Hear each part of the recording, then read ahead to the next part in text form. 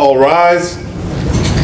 Judge Van B. Court is now in session. Judge, this is case number JVB 1010, Laura versus Tower. Thank you. Welcome. Ooh, you all may be seated. Let's see. Ms. Laura, Yes, ma'am. you brought this case before the court. What's going on? I'm trying to get my baby back. Okay. I have two babies, Okay. and I just had another baby with my boy. He's not my boyfriend anymore, but he hit my first baby, so Houston got to take him, and I want him back because I don't. Okay, everybody, fasten your seatbelts because the case of the day is about to take a drastic turn. A mother who previously lost custody of her 5-year-old child is now battling to reclaim it. Her contention? She wants her child back now that she is out of a toxic relationship. The intriguing part is that, even though the child has never lived with her, she is still requesting child support from the father. Emotional pleas are not the judge's place. She questions Laura's version of events right away. Was custody seized because of her own conduct, or did she voluntarily relinquish it? The story becomes murkier when Laura talks more. Meanwhile, the father waits for his turn while sitting quietly. This issue involves more than simply custody. It also involves accountability, legal responsibilities, and an impending reality check. Houston took the baby or you lost the baby? Either way, Houston has the baby, and I want it back. No, it's not either way. It's you lost the baby. So did somebody intervene and take the baby away from you? And Yes, give the baby? ma'am. They took the baby and gave him to Houston. Okay. And I want him back. Okay. And you have a new baby with your ex-boyfriend? Not ex-boyfriend, ex-boyfriend. So you guys are no longer together? Correct, ma'am. How old is this new baby? How old's the new baby? Yes. Like 8 months. And you're done with him after 8 months? Yes, ma'am. Okay. I was done with him like 10 months ago. The baby's 8 months. Oh, okay. So before the baby was born? Yes, ma'am. Did he come to the birth of the child? No, I didn't want him around. Oh, okay. All right. So you now want to get custody back from, Yes, ma'am. Okay. From Houston. who does the baby live with? Me. The baby? No, my baby lives with me. No, not your child. How many children do you all have between you? Just one. Just one. And the child lives with him, Yes, ma'am. and you want the baby back. Yes, ma'am. How long has the baby lived with you? The baby has been Yeah. living the whole time. Oh, okay. And how old is this child? 5. 5. Oh. And you expect to get child support, Yes, ma'am. and the child has been living with him for almost, it's a boy or girl? Boy. His whole life? Yes, ma'am. Well, when I get my baby back, I want child support, yeah. He makes way more money than I do. I want my baby back and I want child support. I'm sorry, you have to excuse me because nothing you're saying is making sense right now. You came to court to ask me to give a child back to you that was taken from you. Laura takes the stand, and while her argument is compelling, is it sound from a legal standpoint? She explains that she lost custody of her first child because she was in an abusive relationship. Now that she's out of that poisonous relationship, she feels entitled to her child back. She believed that the past should be forgotten and that things should return to their previous state. However, the legal system does not operate that way.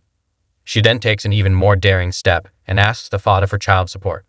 She claims that since he earns more money, he ought to provide her with financial support if she regains custody. However, her reasoning has a serious problem. 5 years have passed since the youngster last lived with her, not even temporarily. She is requesting assistance for a child that she has never had custody of. That is a serious legal error, and the judge is not overlooking it. The judge's tone changes and she begins to probe more. Why is Laura only taking this action now if she really wanted her child back? Why hasn't she demanded a change before establishing stability? Laura's arguments are becoming more and more flawed, and she is running out of justifications.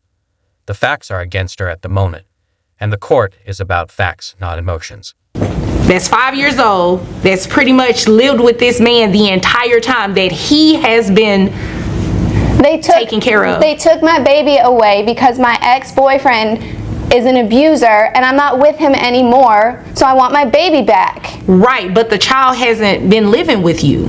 The child has been living with him. Yeah, because of my ex, and I'm not with my ex anymore. Yeah, so no, it doesn't work like that. It doesn't work like that. He would literally have to have given you the child back. And then you come in here, after you've been having the child for some time, then you come in here and say, Judge, I want this to be changed. I've been having the child this entire time. I want him to pay child support. That would be a little bit more reasonable. But what you're asking for today is very unreasonable. Okay, well, give me my baby back, and then I'll come back in a while and ask for child support. Well, I can't give you your baby back because I never took your baby. Okay? Actually, nobody really took your baby. You lost your baby for your own negligence with your ex-boyfriend. That has nothing to do with me. Okay? Now, fill me in over here. The baby was placed with you after the boyfriend hit the baby, Yep.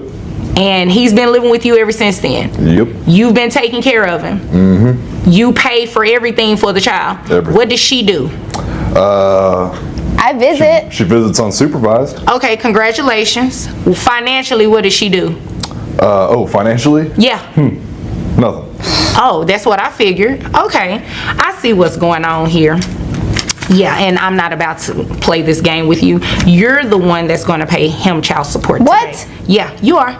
He makes like 3 times as much money as I do. I have to give him my money. It's for the child, so yes, you do. It is now the father's turn, and he responds in a calm, factual, and ruthlessly straightforward manner. Since the first day of the custody shift, the child has resided with him. He has been the only provider, taking care of everything from clothing and food to healthcare and education. Laura, meantime, has not made any financial contributions. She has merely been visiting. As the judge listens intently, the balance of power in this case abruptly changes. Laura believes she went here to request support and custody, but the judge is now considering more factors. Why should Laura be given a free pass if the father has had sole custody and has been managing everything? Why should she ask a man who is already doing all the effort for financial assistance after 5 years? The judge then poses a crucial query. Has Laura ever contributed to the child's costs in any way? Without hesitation, the father responds, no. The judge's face speaks for itself. This is not a situation where a struggling mother is attempting to get back together with her child. The court is not going to cooperate with this person's attempt to change history. Laura's strategy is about to take an unexpected turn for the worse. This is based on your income. You'll get credit for the other child that your 8-month-old, you'll get credit for that child. But yes, you are going to pay him child support. That's just the right thing to do. It's one child between the two of you, okay? And health insurance, I'm assuming you pay it. Yes. How much is it? $66 a month. $66. I get it through my Okay. employer, so.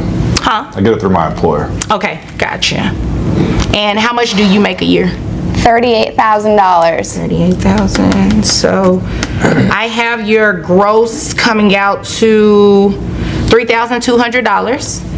That brings your net to $2,648.01. Giving you credit for the other child that you have, your child support obligation comes out to $423.69 plus the $66 you're going to reimburse him for health insurance every month. So 66 added to 463.69 is 489.69.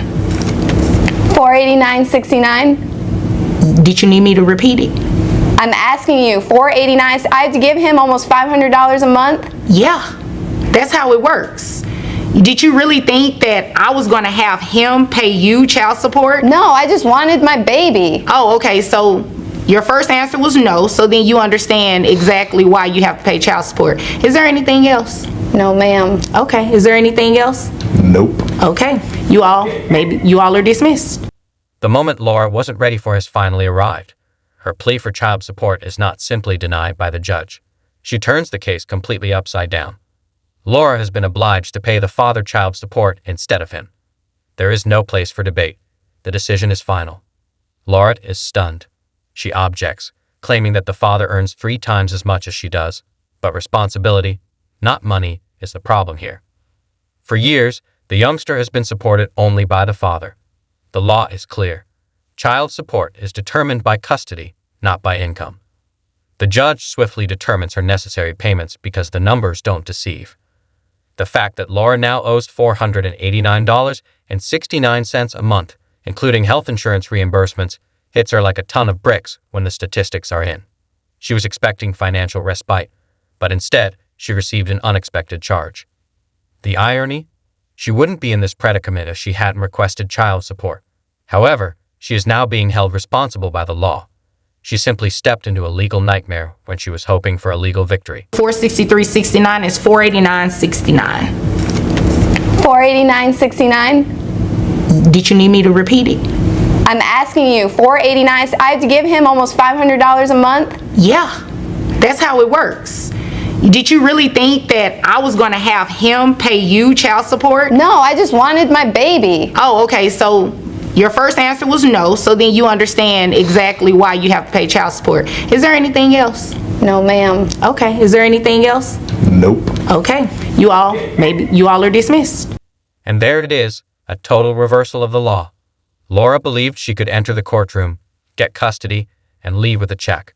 Rather, she left with a child support debt and a sobering reminder of the hard realities of life. Who wants a child returned is irrelevant to the